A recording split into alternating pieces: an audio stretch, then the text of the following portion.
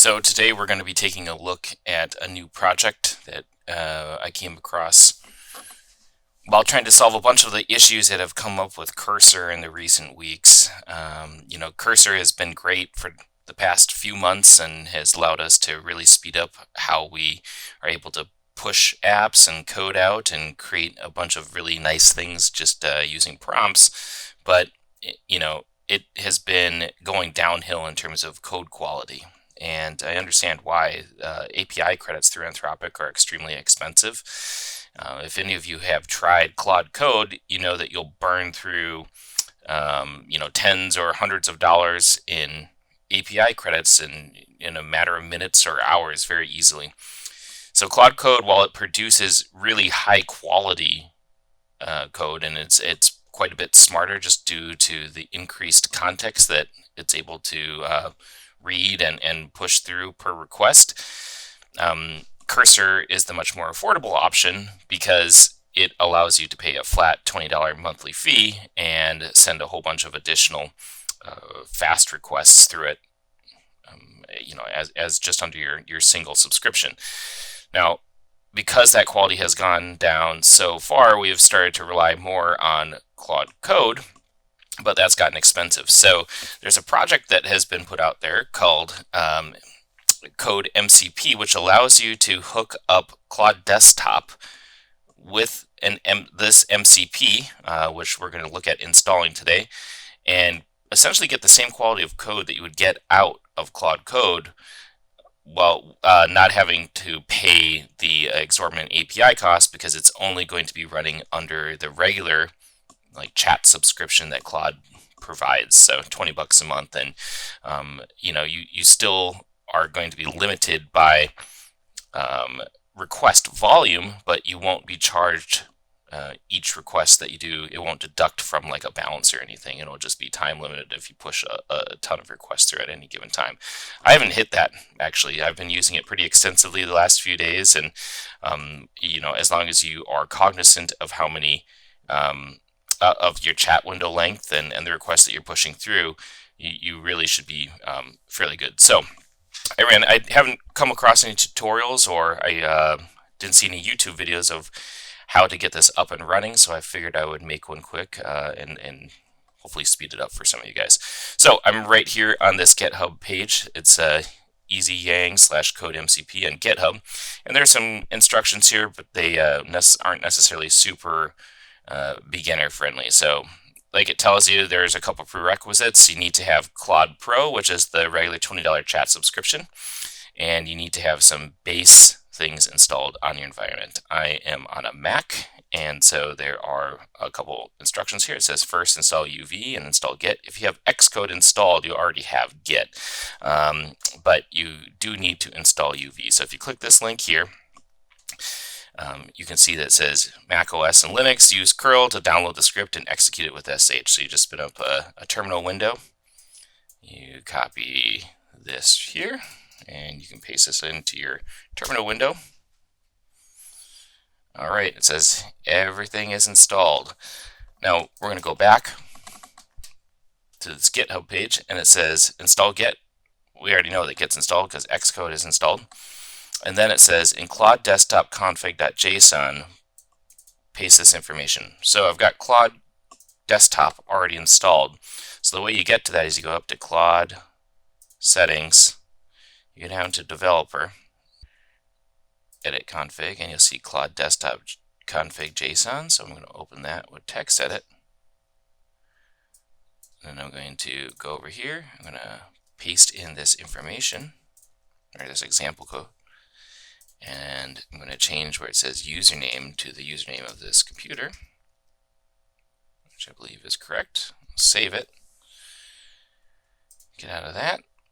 And then I'm going to restart Claude.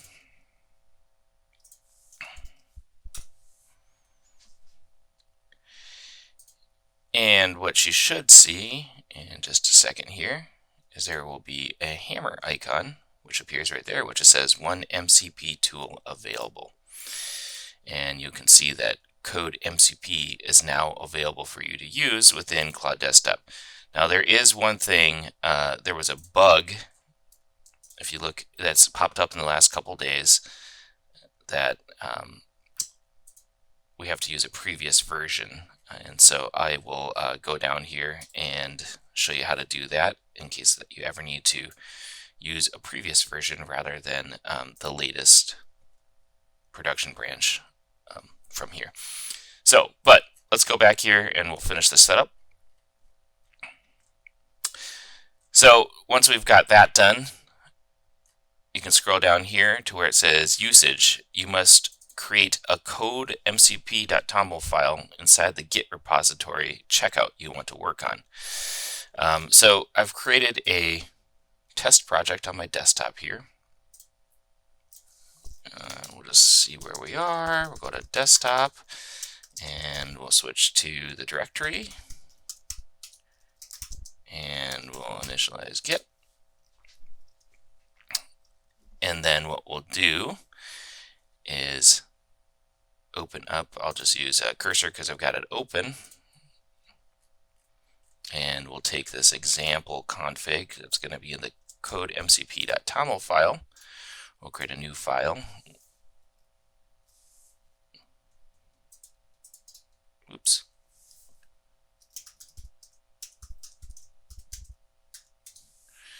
And we'll paste this inside. And we'll save it.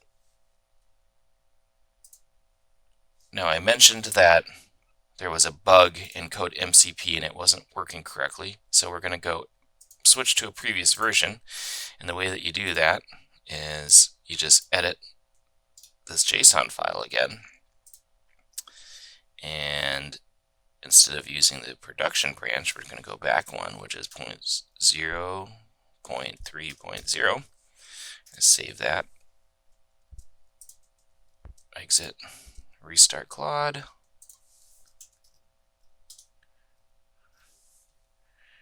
Okay, so I'm going to go to a new chat and I'm going to say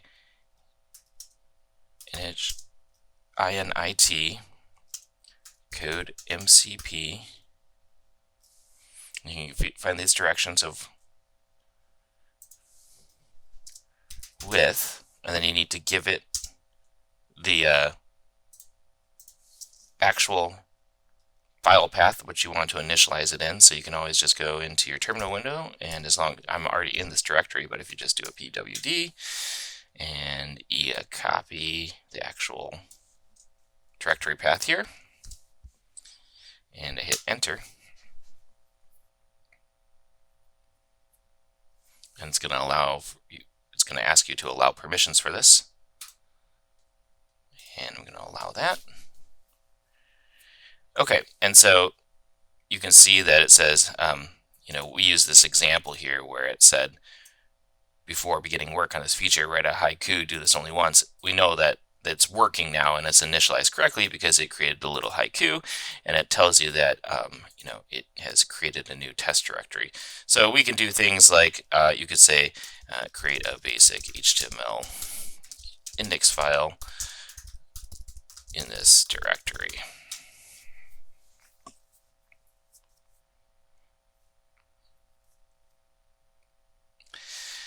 So now that you've initialized CodeMCP, you can do anything that you would do just like you would be using Cursor or just like you would be using in Claude Code. And the great thing is that you are no longer spending credits for things like Claude Code, and it has a much bigger context window than Cursor does. So you're able to solve and look at a much bigger swath of the file, and has it's a lot smarter because it is able to read and analyze more of your files all at once. So this is great, and I hope this helped as a solution for you guys, and you can continue to get better and better results with the 3.7 Sonnet model.